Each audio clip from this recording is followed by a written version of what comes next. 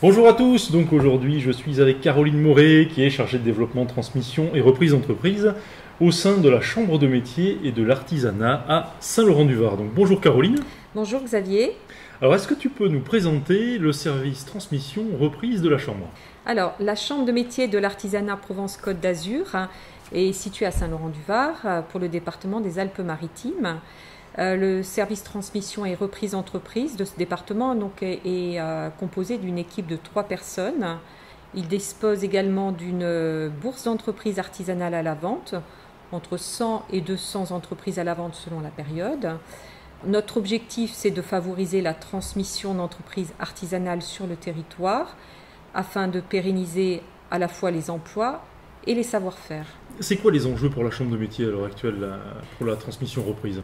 Le vieillissement, par exemple, de la population artisanale en France, c'est un enjeu stratégique puisque un tiers des artisans a plus de 50 ans. Notre rôle va être d'accompagner le chef d'entreprise désireux de transmettre son entreprise dans toutes les étapes de la transmission, de l'aider à se poser les bonnes questions et à bien structurer son projet. Alors justement, avant de penser à la vente, quelles sont les questions qu'il doit se poser justement ce chef d'entreprise? La première étape indispensable pour le chef d'entreprise, c'est de prendre le temps de la réflexion.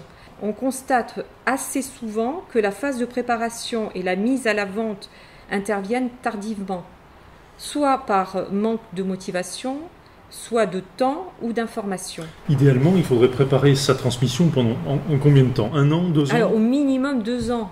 Anticiper suffisamment à l'avance, ça permet de structurer son entreprise, de mieux la valoriser et de faciliter la vente. Par exemple, suis-je prêt à céder mon entreprise?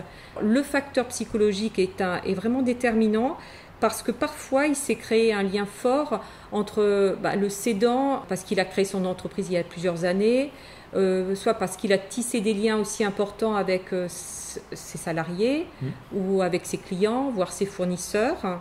Le point important aussi, c'est comment vais-je organiser ma future vie? Ai-je réalisé un bilan retraite? Comment transmettre? J'envisage une cession de fonds ou de parts sociales ou d'actions. Alors, un fonds de commerce, qu'est-ce que c'est? Je vais racheter un existant en fait, avec une clientèle, du matériel à sa valeur d'occasion. Je vais racheter aussi un droit au bail.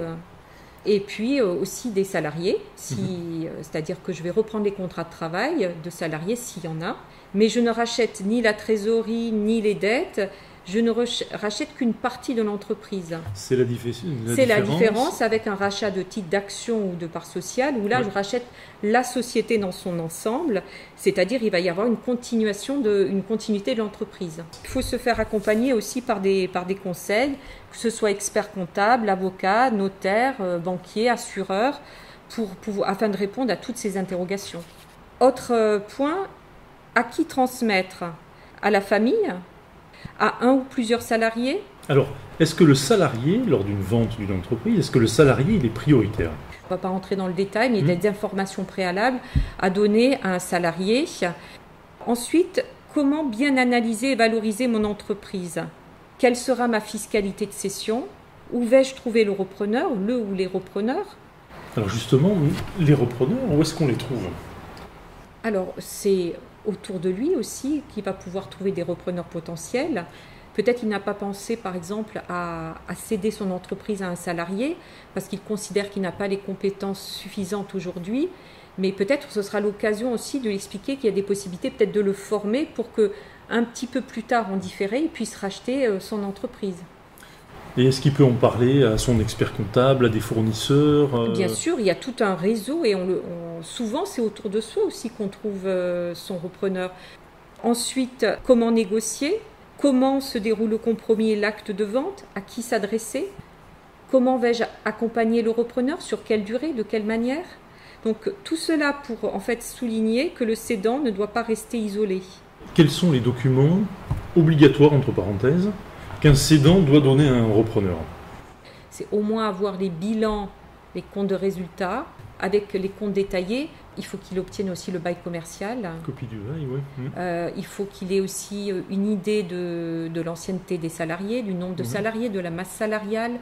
Obtenir aussi une liste du matériel à sa valeur d'occasion, parce qu'on peut avoir du matériel qui est complètement amorti mais qui a fait l'objet peut-être d'une réparation, qui a encore une valeur d'usage pendant un certain temps.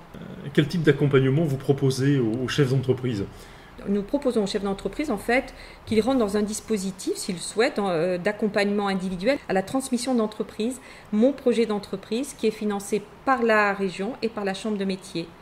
C'est en fait un accompagnement qui se scinde en 2 phases.